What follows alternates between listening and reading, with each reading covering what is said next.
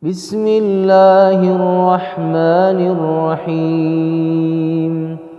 Assalamualaikum warahmatullahi wabarakatuh. Bismillahirrahmanirrahim. Alhamdulillahi rabbil alamin wa bihi nasta'inu ala umurid dunya waddin, wassalatu wassalamu ala asyrafil anbiya'i wal mursalin Muhammadin wa ala alihi wa sahbihi ajma'in, amma ba'du. Rabbana zidna ilma warzuqna fahma. Allahumma anfa'na bima 'allamtana wa 'allimna ma yanfa'una wa na'udzu bika min ilmin la yanfa'. Allahumma taqabbal minna innaka antas samiul alim wa tub 'alaina innaka antal ghafurur rahim. Allahumma irfa' 'anna al-waba wal bala wal khala ya rahman ya rahim. Saudara sekalian yang dirahmati Allah, alhamdulillah pada sore hari ini kita bisa berkumpul kembali di tempat ini, di baitin min buyutillahi azza wa jalla, di salah satu rumah di antara rumah-rumah Allah subhanahu wa ta'ala. Dan jangan lupa untuk berniat iktikaf ya, karena itu termasuk ibadah bernilai besar yang kondisi pokoknya itu kita lakukan setiap hari, bahkan bisa jadi sehari 5 kali, tapi kita sering lupa meniatkannya sehingga kita tidak mendapatkan pahalanya. Dan kita berada di masjid ini cukup panjang waktunya ya, dari jelang maghrib, bahkan ada yang sudah masuk di sini tadi jam 6 kurang seperempat ya. Kemudian dia berzikir, dia sholat maghrib berjamaah, sholat sunnah, kemudian dilanjutkan dengan ibadah ini, itu thalabul ilmi, hingga kemudian nanti disempurnakan dengan isya berjamaah dan sholat sunnah ba'da isya. Bahkan ada yang masih melanjutkan keberadaannya di sini sampai jam 8, jam 9 malam. Nah, pekan lalu kita sudah sampai bahasan tentang Isra dan Mi'raj ya, tentang bagaimana Allah memperjalankan Nabi kita Muhammad sallallahu alaihi wasallam dari Makkah ke Masjidil Aqsa ya, dari Masjidil Haram ke Masjidil Aqsa. Kemudian Mi'raj, yaitu ketika Allah memperjalankan Nabi kita Muhammad SAW dari bumi ya ke langit, ke berbagai lapisan langit, yang di dalam peristiwa itu Nabi kita Muhammad SAW menemukan banyak hal yang mengagumkan, yang kemudian menjadi informasi penting bagi kita tentang kenyataan-kenyataan yang kita tidak mungkin mengetahuinya kecuali dari jalur wahyu, dari berita yang disampaikan oleh Allah melalui Al-Quran ataupun oleh Nabi kita Muhammad SAW melalui hadisnya. Nah, review sebentar berkaitan dengan pertemuan yang lalu, bahwa peristiwa Isra Mi'raj itu berguna sebagai tasbit dan takrim ya, bagaimana Allah mengokohkan hati Nabi kita Muhammad SAW. Setelah 10 tahunan berdakwah ya, beliau mendapatkan respon yang negatif dari masyarakatnya. Bahkan kemudian beberapa tahun terakhir sebelum beliau mengalami Isra Mi'raj itu ya, beliau harus diboikot oleh kaumnya. Begitu boikot itu selesai, boikot 3 tahun yang cukup melelahkan itu selesai, orang-orang yang dicintainya mulai meninggal ya, dari istrinya, orang yang pertama kali beriman kepada beliau, lalu pamannya, pembela yang teguh atas beliau, yang kemudian meninggal tanpa pernah beriman kepada Allah dan Rasulnya. Lalu kemudian Nabi datang ke Taif, direspon dengan cara yang sangat negatif, hingga kemudian Allah memperjalankan beliau di malam tersebut ya, tasbih dan kemudian takrim ya, sebagai bentuk pemuliaan, karena peristiwa ini tidak dialami oleh manusia manapun kecuali oleh Nabi kita Muhammad sallallahu alaihi wasallam. Dan kemudian peristiwa Isra itu kita temukan ya dokumentasinya di dalam surat Al-Isra ya, ketika Allah mengatakan a'udzubillahi minasyaitonirrajim, subhanalladzi asra bi 'abdihi lailan minal masjidil harami ilal masjidil aqsa alladzi barakna haulahu linuriyahu min ayatina innahu huwas samiul basir. Ya, maha suci Allah yang memperjalankan hambanya di satu malam dari Masjidil Haram ke Masjidil Aqsa, dan Masjidil Aqsa itu diberkahi sekitarnya, dan Allah memperjalankan hambanya tersebut untuk menampakkan kepadanya ayat-ayatnya, tanda-tanda kuasanya, dan sesungguhnya Allah itu maha mendengar lagi maha melihat. Adapun berkaitan dengan Mi'raj ya, kita temukan dokumentasinya di dalam surat An-Najm ya, surat yang sempat membuat orang-orang kafir Quraisy tercengang ya, berkaitan dengan keagungan yang ada di dalamnya. Karena di dalam surat itu pula Allah menyebut sesembahan-sesembahan orang-orang Quraisy ya, Lata, Mana dan Uzza. Nah, tetapi kemudian dalam posisi mengkritik sebetulnya. Nah, itu dia. Ayatnya berbunyi a'udzubillahi minasyaitonirrajim afatumaruna ala ma yara wa laqad ra'ahu fi nazlatin ukhra inda sidratil muntaha indaha jannatul ma'wa id yaksas sidrata ma yaksha ma zaghal basaru wa ma tagha. Kalimatnya luar biasa, ma zaghal basaru wa ma tagha. Jadi yang dilihatnya itu bukan karena kerusakan pandangan ataupun karena dia berimajinasi, itu bukan, tapi sesuatu yang betul-betul dilihat oleh matanya. Laqad ra'a min ayati rabbihil kubra, dan itu sesuatu yang mencengangkan ya, karena termasuk ke dalam ayat-ayat Allah yang kubra, yang paling besar. Ya, kalau kita bicara ayat-ayat Allah itu banyak berserakan dalam keseharian kita ini, isinya ayat-ayat Allah semua.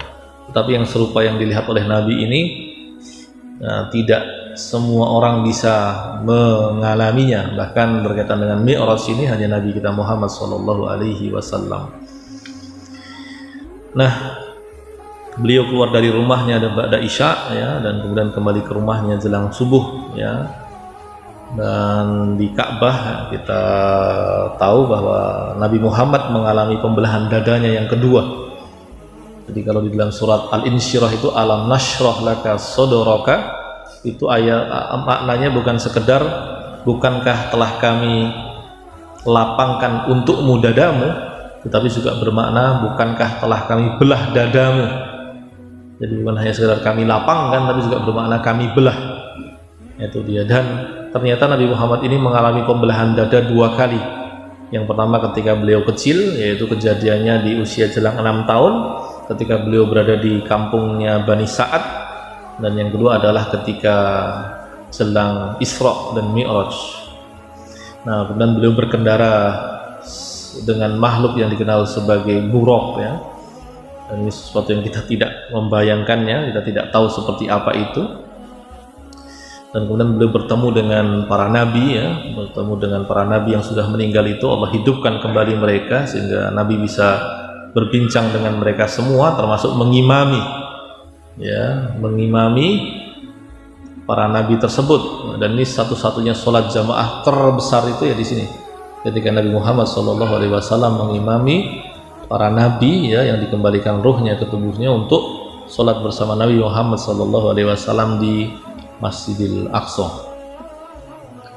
Lalu kemudian dari Masjidil Aqsa itu Nabi menuju ke langit, dan di sana beliau bertemu dengan beberapa nabi ya, diantaranya seperti Nabi Musa dan Nabi Ibrahim ya. Beliau juga di langit melihat berbagai hukuman yang Allah timpakan kepada orang-orang yang melakukan banyak hal yang memang Allah larang ya, seperti mughtabin ya, ghibah. Jadi ghibah ini dosa yang serius yang bagi kita dianggap sebagai sesuatu yang biasa-biasa saja, bahkan bisa jadi makanan harian kita, padahal itu dosa yang sangat serius. Karena di antara syariat itu apa? Perlindungan terhadap kehormatan seseorang. Jadi bahkan orang kafir pun kita tidak punya hak untuk merendahkan yang bersangkutan ya, kecuali ada alas-alasan yang memang syar'i itu. Misalkan Abu Lahab itu kan diabadikan sebagai orang yang memang buruk sekali ya, Abu Lahab gitu ya. Nah, tetapi asalnya jadi syariat itu melindungi kehormatan ya. Terus kemudian zina ya, juga di akhir zaman ini juga semakin merajalela, semoga Allah melindungi kita dan anak-anak kita. Terus kemudian pemakan riba ya, riba ini juga menjadi sesuatu yang sulit dipisahkan ya. Terlepas kemudian kita tentu harus menghormati pendapat sebagian ulama yang mengatakan bahwa bunga yang berlaku pada bank konvensional itu bukan riba. Kita harus menghormati itu, tapi ketika kita memilih pendapat bahwa itu adalah riba, maka kita berusaha sedemikian rupa untuk menghindarinya ya. Baik, berkaitan dengan yang beliau lihat ya di langit itu pada bermacam-macam. Beliau juga bertemu Nabi Ibrahim ya, di situ Nabi Ibrahim mengatakan akri ummataka minnis salam ya, bacakan salamku, sampaikan salamku untuk umatmu wahai Muhammad. Wa akhbirhum annal jannata thayyibatu turbati azbatul ma'i wa anna rasuha subhanallahi walhamdulillahi wala ilaha illallah wallahu akbar. Beritahu mereka bahwa surga itu tanahnya itu baik ya, tanahnya itu thayyibatu turbah, airnya itu segar, dan tertumbuhannya itu adalah kalimat subhanallahi walhamdulillahi wala ilaha illallah allahu akbar. Nah, zikir ini adalah zikir yang kita sudah tahu bunyinya, yang jadi masalah bagi kita adalah kita belum memperbanyaknya. Lalu kemudian ketika beliau sudah selesai perbincangannya dengan Nabi Ibrahim, beliau menuju ke langit, beliau menuju ke surga, dan di surga beliau melihat beberapa hal, di antaranya adalah qasran li Umar bin Khattab. Nah, jadi Nabi Muhammad melihat rumah atau tempat tinggal yang megah ya, istananya Umar bin Khattab di surga, yang kemudian nanti ketika Nabi sudah kembali ke bumi dan bertemu dengan Umar, beliau ceritakan rumah itu ya, rumah mewah itu atau istana itu kepada Umar bin Khattab. Lalu kemudian wara'a jariyatan li Zaid bin Harithah fa akhbarahu bidzalika ya. Beliau juga melihat para pelayannya Zaid bin Harithah. Nah, Zaid bin Harithah ini kalau kita cermati tidak masuk ke dalam al-ashrah al-mubasysyaruna bil jannah, tidak masuk ke dalam 10 orang yang dijamin masuk surga. Nah, sebutan ashrah mubasysyaruna fil jannah itu karena Nabi menyebutkan memang secara khusus Abu Bakar di surga, Umar di surga, Zaid bin Sabit, Sa'ad bin Abi Waqqas di surga, Sa'id bin Zaid di surga. Itu Nabi menyebutkannya. Nah, yang 10 orang ini yang kemudian dikenal sebagai ashrah mubasysyaruna bil jannah, 10 orang yang dijamin masuk surga. Tetapi Zaid bin Harithah itu tidak disebutkan di dalam rombongan itu, tapi beliau dijamin masuk surga ya. Dan kemudian beliau juga melihat Nahrul Kautsar ya, sungai Kautsar yang terhubung dengan Haud. Haud itu adalah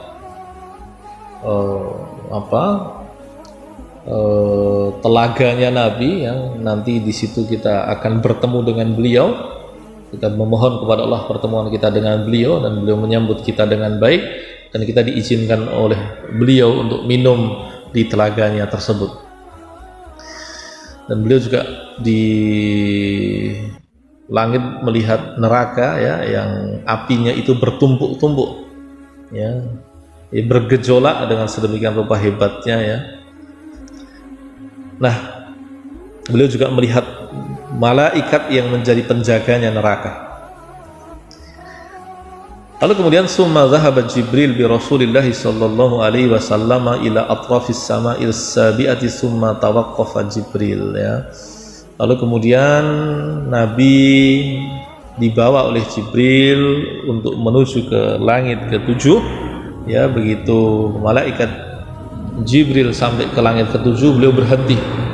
Beliau sudah tidak lagi bisa melanjutkan perjalanannya ya. Lalu kemudian apa yang dilakukan ya, perjalanan selanjutnya dilakukan oleh Nabi sendiri tanpa ditemani oleh malaikat Jibril ya. Maka dikatakan fataqaddama Rasulullah sallallahu alaihi wasallam hatta wasala ila maudhi'in lam yasil ilaihi la basyarun wala malakun ya. Nabi kemudian melanjutkan perjalanannya ya, beliau maju begitu untuk sampai ke tempat yang tidak pernah dijangkau oleh manusia maupun malaikat ya. Jadi dalam bahasa Arab malaikat itu bentuk jamak, bentuk tunggalnya adalah malak ya. Makanya kalau di dalam Quran kita temukan tentang bangsa Babilonia ya, kita ingat malakaini, 2 malaikat ya. di Babilonia, di Babila, di Babel, di Babilonia. Namanya adalah Harut dan Marut, ya, Harut dan Marut. Wasala Rasulullah sallallahu alaihi wasallam ila maudhi'in sami'a fihi sarifal malaikati allati taktubu aqdiyatullahi subhanahu. Nabi sampai ke sebuah tempat yang di situ Nabi mendengar, ya, suara dari penulisan malaikat atas qadha-nya Allah Subhanahu wa taala.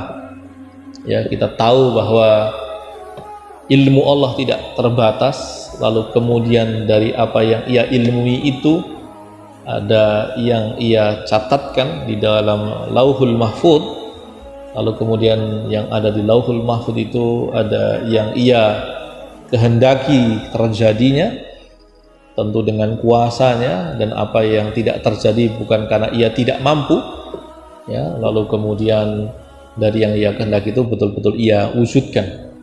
Nah, yang Nabi dengar, ya, di tempat itu, tempat yang tidak terjangkau oleh manusia dan malaikat itu, Nabi mendengar malaikat yang mencatatkan qadha-nya Allah Subhanahu wa taala, ketetapan-ketetapan Allah Subhanahu wa taala. Hunaka fi hadzal makan at-tahir al-azim kallama Allah Subhanahu wa taala nabiyahu Muhammad sallallahu alaihi wasallam wa farada alaihi wa ala ummatihi shalawatil khams. Ini dia berkaitan dengan solat yang 5 ini mulianya luar biasa. Karena apa? Allah memberikan perintahnya kepada Nabi kita Muhammad sallallahu alaihi wasallam ini untuk menjalankan solat 5 waktu tersebut di tempat tersebut, di tempat yang tidak terjangkau oleh manusia dan malaikat tersebut. Di situ Allah memerintahkan kepada Nabi kita Muhammad SAW dan kemudian kita untuk melakukan sholat 5 waktu, ya, sholat 5 waktu, ya. Dan sholat 5 waktu itu satu hal yang kita syukuri, karena di dalam riwayat yang lain kita mendengar cerita bahwa sebelum menjadi 5 waktu itu sholatnya sangat banyak. Sholatnya ada yang menyebutkan angka 50 waktu sholat. Dan andaikan Rasulullah tidak meminta kemudahan, ya, dari yang 5 waktu itu, maka bisa kita bayangkan, ya, baru berapa kali kita sholat dalam satu hari, satu malam begitu, ya. Dan kita juga tidak tahu dalam satu kali sholat itu berapa rakaat yang harus kita kerjakan. Adapun sholat 5 waktu yang kemudian telah Allah sempurnakan untuk Nabi kita Muhammad SAW itu 17 rakaat. Ya, itu pun dibagi rata sesuai dengan kondisinya. Ya, di pagi hari kita hanya bersolat 2 rakaat begitu. Meskipun dulu pernah terjadi bid'ah yang sangat menyedihkan sekaligus menggelikan, ya, ketika penguasa Bani Umayyah itu memerintahkan orang untuk sholat subuh 4 rakaat itu. Loh, sholat rakaat, 2 rakaat itu ora mangkat, petang rakaat itu cen ini yang biku juga, ya. Rakaat itu ora mangkat. Nah, itu dia. Dan kemudian kita tahu bahwa duhur 4 rakaat, kemudian asar 4 rakaat, kemudian maghrib 3 rakaat, dan isya 4 rakaat, di mana yang 4 itu, ya, di kondisi-kondisi tertentu bisa diringkas menjadi 2 rakaat. Lalu kemudian apa saja yang Allah berikan kepada umat ini, ya, manahallahu subhanahu wa ta'ala hadhil ummah. Jadi di antara keistimewaan yang Allah berikan kepada kita, yaitu 1, as-sholawatil khams, sholat yang 5 waktu. Tadi saya sempat mendengarkan video tentang istrinya Hamzah Yusuf. Hamzah Yusuf ini bapak ibunya Katolik, kemudian punya pengalaman hampir mati di usia remajanya begitu, kemudian dia membaca Quran dan kemudian masuk Islam, dan masuk Islam itu nggak tanggung-tanggung begitu. Dia kemudian, ini orang Amerika asli, ya, dia datang ke Timur Tengah, dia belajar Islam tenanan hingga 10-an tahun dan bahasa Arabnya sangat bagus, kemudian baru pulang kembali ke Amerika dan belakangan mendirikan kampus Islam di sana. Nah, dia punya istri begitu, Di awalnya Katolik juga. Nah itu dia. Ketika kemudian melamarnya dia bertanya, kamu tahu nggak agama saya apa itu? Nah Hamzah Yusuf istri orang yang kemudian menjadi istrinya itu mengatakan saya tidak tahu. Dan dia sebagai seorang Katolik tidak tahu Islam sama sekali. Ini di zaman ketika Islam itu belum dikenal cukup baik di Amerika sana. Meskipun nanti belakangan yang agak menyedihkan, ya Allah takdirkan ya, banyak orang yang tahu Islam itu dari informasi miringnya saja, dari informasi-informasi yang salah saja. Maka bagi orang yang mengetahui Islam dari berita-berita yang salah itu, dia termasuk ke dalam fatrah ya, ke dalam ketidaktahuan tentang Islam yang, jadi dia tahu Islam tapi salah informasi, itu dia masuk ke dalam fatrah. Maka kalau dia tidak beriman itu terserah Allah, apakah kemudian nanti akan menghukumnya dengan dikekalkan di neraka ataukah ada kebebasannya, itu nanti terserah Allah Subhanahu wa taala. Nah, tapi yang pasti ketika Hamzah Yusuf mengatakan saya ini muslim, calon istri ini bertanya apa itu? Apa itu? Dan dia tunjukkan, saya sebagai muslim itu dalam satu hari harus melaksanakan sholat 5 waktu begitu. Nah calon istrinya ini kan seorang Katolik yang taat itu. Kami ini orang Katolik itu beribadah seminggu sekali. Ini 5 kali sehari. Ya, bukan hanya setiap hari, tapi setiap hari 5 kali. Nah itu kemudian ditampakkan kepadanya. Jadi kemudian Hamzah Yusuf menunjukkan bagaimana cara berwudu dan sholat, dan kemudian orang ini terkesan itu. Oh, itu cara ibadahnya itu.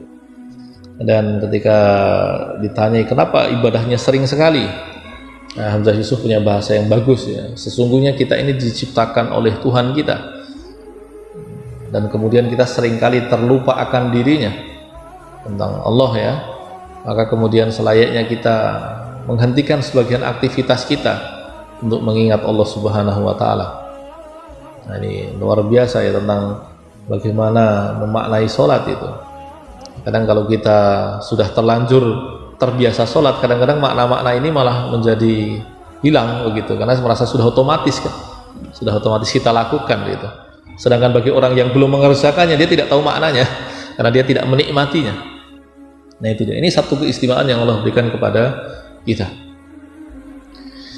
Lalu kemudian yang kedua, ghafara likulli muslimin al-kabair, yakni la yukhalladu finnar ya.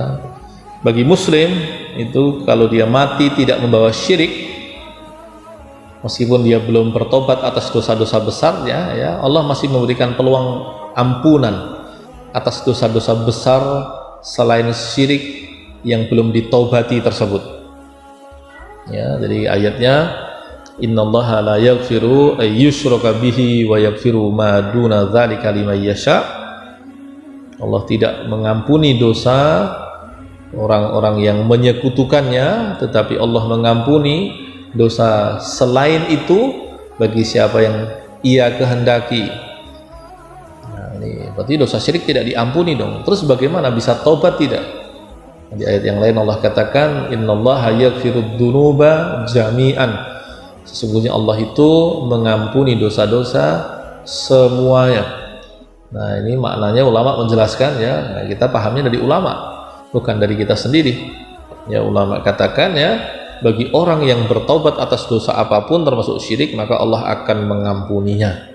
Tapi kalau dosa syirik itu dibawa mati, maka Allah tidak akan mengampuninya sampai kapanpun ya. Tetapi kalau orang itu sudah bertobat dari dosa syirik dan ada tobat dan ada dosa-dosa besar yang belum dia taubati ya, Allah masih berkenan untuk mengampuninya. Allah akan mengampuni sejauh yang Ia kehendaki. Dan yang pasti adalah umat Islam itu ya, selama dia terbebas dari syirik ya, maka dia tidak mungkin dikekalkan di neraka. Ya, kita meminta kepada Allah ya perlindungan dari nerakanya, karena kita tahu bahwa meskipun sebentar itu tetap tidak menyenangkan, tidak menggembirakan di sana. Bahkan di dalam riwayat kita diberitahu bahwa ketika orang itu dimasukkan ke neraka sekali saja dan kemudian ditanya oleh Allah, bagaimana kamu pernah merasakan nikmat apa? Nikmat apa yang pernah kamu rasakan dulu di dunia yang kamu ingat ya? Ya, hamba tersebut mengatakan tidak ada satupun kenikmatan yang pernah aku ingat itu. Ya, aku tidak menikmati kenikmatan apapun, kata dia. Nah itu dia. Termasuk kemudian yang diberikan oleh Allah adalah utiya Rasulullah sallallahu alaihi wasallam khawatima surat al-Baqarah.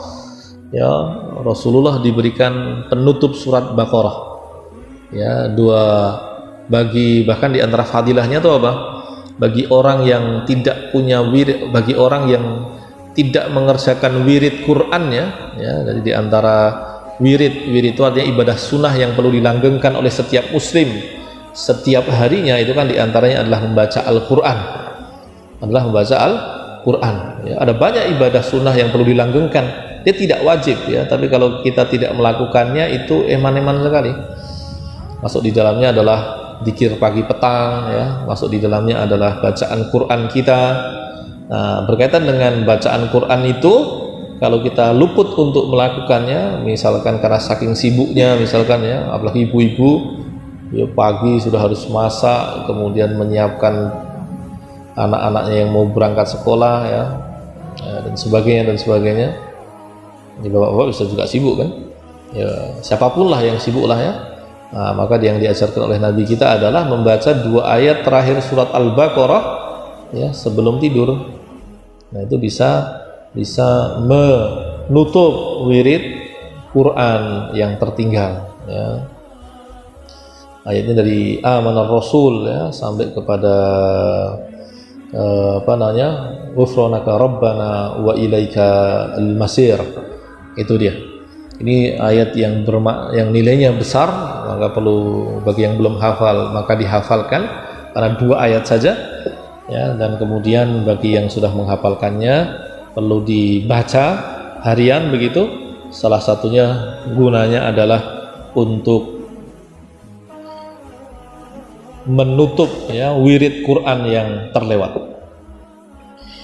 Ba'dama faragha Rasulullah sallallahu alaihi wasallam min kalamillahi subhanahu wa ta'ala lahu raja'a ila Jibril summa raja'a ma'a Jibril ila Baitil Maqdis summa raqibal buraqa wa ada ila Makkah.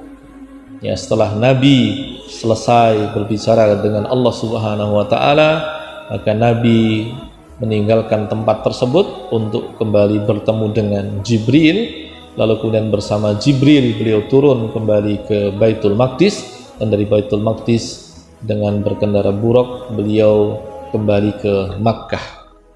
Wah ini geger ya kan? Ini geger. Kenapa? Karena peristiwa ini peristiwa yang jauh di atas kemampuan nalar kita memahami, apalagi di zaman itu. Ya kalau dulu kan melakukan Isra-nya aja lah, nggak usah sampai Mi'rajnya ya. Dari Masjidil Haram ke Masjidil Aqsa dalam waktu kurang dari semalam. 1400 tahun yang lalu nggak kebayang, bahkan 200 tahun yang lalu aja nggak kebayang kok ya, bahkan ya 100 tahun yang lalu tuh mungkin masih agak sulit gitu ya. Karena 100 tahun yang lalu kan di awal-awal di masa pergerakan Indonesia merdeka itu kan pesawat sudah mulai bermunculan kan. Nah, berarti kan jarak tempuh yang sedemikian rupa jauh kan sudah bisa terpenggal, sudah bisa dilakukan secara cepat itu. Nah kalau sekarang sudah jauh lebih mudah kita pahami bagaimana di masjid, apalagi kalau ini proyeknya penguasa Saudi ini ya, buat kereta ya dari Saudi ke Syria itu kalau bablas sampai ke Masjidil Aqsa canggih itu, di Masjidil Haram ke Masjidil Aqsa begitu. Ya meskipun kemudian Saudi ini sedang dalam kondisi yang menyedihkan sekali ya. Yang terbaru ada konser musik 4 hari dan diklaim sebagai konser musik terramai di dunia. Ini kita Saudi ini sudah ada di fase ketika generasinya itulah generasi yang meskipun dikelilingi oleh ulama begitu, tetapi mereka seperti luput untuk mendapatkan sentuhan memadai dari para ulama begitu ya. Mereka bersekolah di barat ya, gaya hidupnya semakin barat begitu. Kalau generasi-generasi tahun 90-an, 2000-an itu meskipun mereka sekolah di Eropa, di Amerika, itu semangat keagamaannya masih bagus. Nah, kalau sekarang ada generasi yang berbeda dan kita bersedih ya. Bahkan kalau yang di konser itu bis besar yang biasa dipakai untuk jamaah haji, yang bawa jamaah haji dipakai untuk membawa para peserta ya, pengunjung konser musik tersebut. Nah, ini bukan untuk kita nyinyiri ya, karena ini tempat Saudi ini adalah sebuah kerajaan besar yang di dalamnya ada 2 tempat suci kita. Maka kita doa yang baik-baik ya, dan kita mohon kepada Allah agar bisa ke sana ya, agar bisa ke sana. Apalagi sekarang sudah penantiannya lama ya. Ini kita memohon kepada Allah agar Allah melindungi 2 tempat itu dan Allah mudahkan kita untuk sampai ke sana. Nah, ini dia setelah beliau sampai kembali ke Mekah, akhbar Rasulullah sallallahu alaihi wasallam qaumahu bi rihlatil Isra wal Mi'raj fa adumal amru alaihim. Wah, ini dia. Ini kata yang dipakai menarik, adumal amru alaihim. Mencengangkan itu. Jadi, kalau yang kafir itu asdopos. Bahkan yang mukmin aja yang murtad banyak gara-gara kejadian ini. Ya, andaikan kita hidup di masa itu bersama dengan Nabi, kita tidak tahu ada di kelompok yang mana. Apakah kita termasuk yang kemudian ragu pada Nabi, ya, ataukah kemudian seperti orang-orang beriman, diantaranya yang paling mengagumkan adalah Abu Bakar As-Siddiq. Ya. Jadi ketika Nabi sudah sampai di Mekah, ya, waktu sudah pagi, beliau menceritakan. Ini kan sulit kan menceritakan hal itu kan? Ya, makanya kemudian banyak yang nggak punya kata-kata itu tenan ora gitu. Maka apa dikatakan wartadda adadun mimman aslama li idhamil amri. Maka banyak yang murtad karena urusannya ini terlalu berat untuk diterima nalar. Ini yang murtad banyak ya. Tetapi apa yang menarik, jaa Abu Bakar As-Siddiq radhiyallahu anhu wa saddaqa Rasulullah fi rihlatihi. Wa qala Rasulullah li Abi Bakrin wa anta ya Abu Bakrin As-Siddiq. Cerita Abu Bakar As-Siddiq disebut As-Siddiq itu ini. Ya, As-Siddiq itu artinya adalah yang benar. Yang benar itu adalah orang yang batinnya, lisannya dan zahirnya itu berselaras, ya, serasi mengikuti kebenaran. Kalau orang munafik itu perkataan dan lahiriahnya itu beriman, tapi batinnya itu kufur, benci kepada Allah, benci pada Rasulullah. Ya, itu dia. Nah, di ceritanya, jadi kalau kita kemudian kita mencari ceritanya yang agak lebih panjang, disebutkan jadi begini, Abu Bakar ini mau dijebak itu. Ada orang kafir Quraisy, karena saat itu Abu Bakar tidak bersama Rasulullah. Lalu kemudian ada yang mendatangi Abu Bakar dan bertanya, menurutmu masuk akal nggak ya kalau ada orang mengaku dia melakukan perjalanan dari Masjidil Haram ke Masjidil Aqsa, lalu kemudian dia terbang ke langit, kemudian dia kembali dan balik lagi ke Masjidil Haram dalam waktu kurang dari semalam. Ya, Abu Bakar jawabannya rasional saja, ya nggak mungkin lah, nggak mungkin gitu. Nah, kan ini kan model obrolannya orang Arab kan begitu, biasanya dipancing dahulu kemudian kayak disekak gitu kan. Ini kalau kita cermati di Sirah Nabawiyah, model perbincangan begini banyak sekali muncul. Ya, Abu Bakar dibegitukan mau disekak gitu.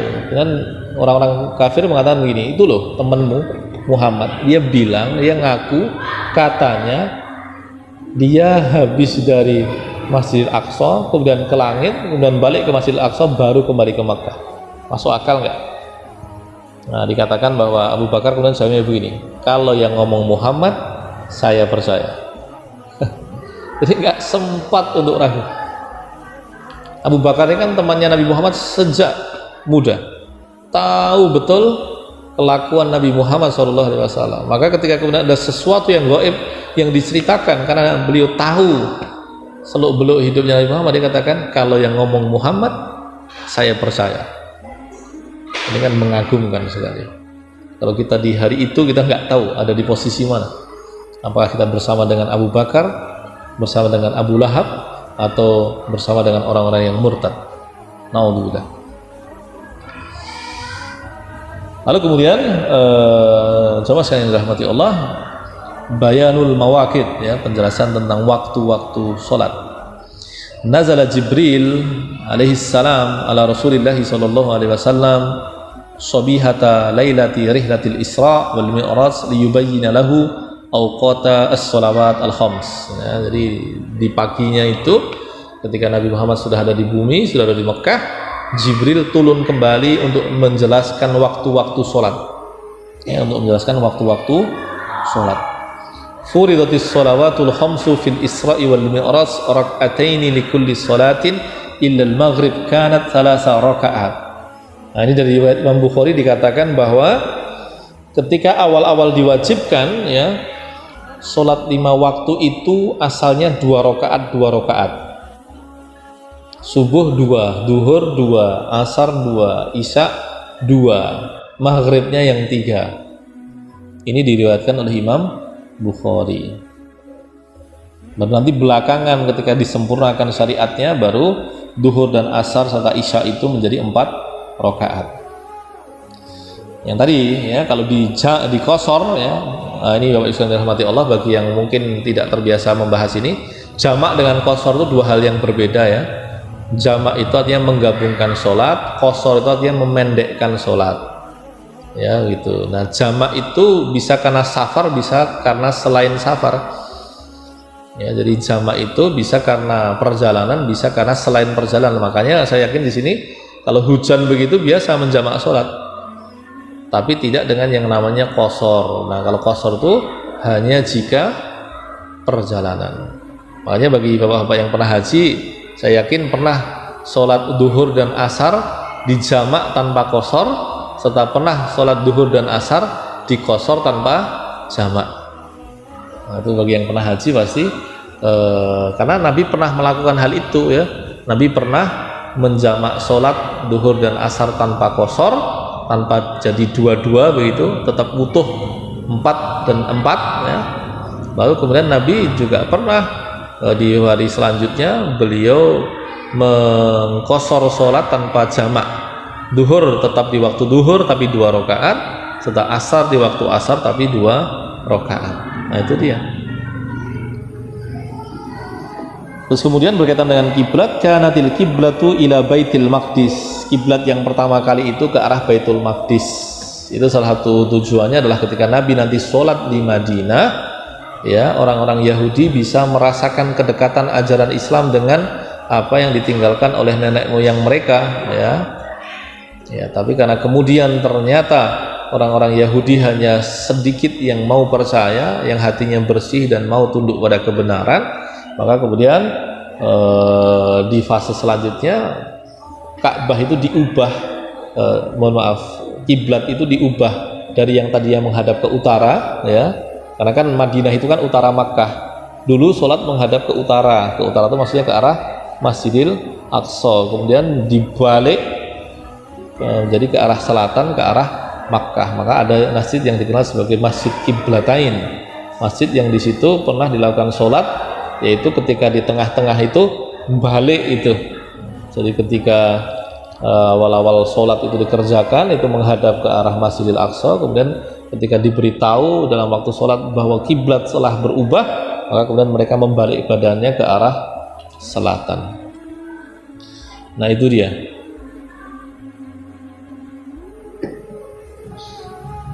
Wa kana Rasulullah sallallahu alaihi wasallam idza shalla ja'ala al-ka'bata baina yadayhi wa yusibul qiblataini Baitul Maqdis wal Ka'bah al-musyarrafah. Ya, tetapi ketika sholat itu dikerjakan masih di Mekah, Nabi menghadap ke kiblat sehingga kenanya 2 begitu, ke arah Masjidil Haram, tapi kemudian tembusnya ke sana adalah ke Masjidil Aqsa, tapi yang dituju adalah Masjidil Aqsa. Ketika nanti berpindah ke Madinah, arahnya jelas ke Masjidil Aqsa, sehingga Masjidil Haram itu di belakangi, dipunggungi begitu. Baru nanti setelah beberapa beberapa tahun gitu, 2 atau 3 tahun, kemudian diubahlah kiblat itu menjadi menghadap ke Masjidil Haram seperti yang kita lakukan sekarang. Nah, jamaah sekalian yang dirahmati Allah, itu bahasan kita pada sore jelang malam hari ini, ya, karena malam itu batasnya isya. Isya itu sholat malam, makanya sholat sunnah ba'da isya itu bisa diniatkan double dengan sholat malam. Bahkan sebagian ulama mengatakan dia sudah masuk ke dalam sholat malam, karena malam itu ukurannya isya. Isya itu adalah ketika syafaq menghilang dan bintang-bintang mulai bermunculan atau kelihatan. Nah, semoga kajian kita pada sore jelang malam hari ini ya menjadi pahala kita, penyebab tambahnya ilmu kita dan tambahnya kecintaan kita kepada Nabi kita Muhammad SAW, dan kita berharap agar kita dikumpulkan dengan orang yang kita cintai, yaitu Nabi Muhammad SAW. Kita cukupkan dengan kafaratul majlis. Subhanakallahumma wa bihamdika asyhadu an la ilaha illa anta astaghfiruka wa atubu ilaik. Barakallahu li wa lakum wa sallallahu ala nabiyyina Muhammad. Assalamualaikum warahmatullahi wabarakatuh.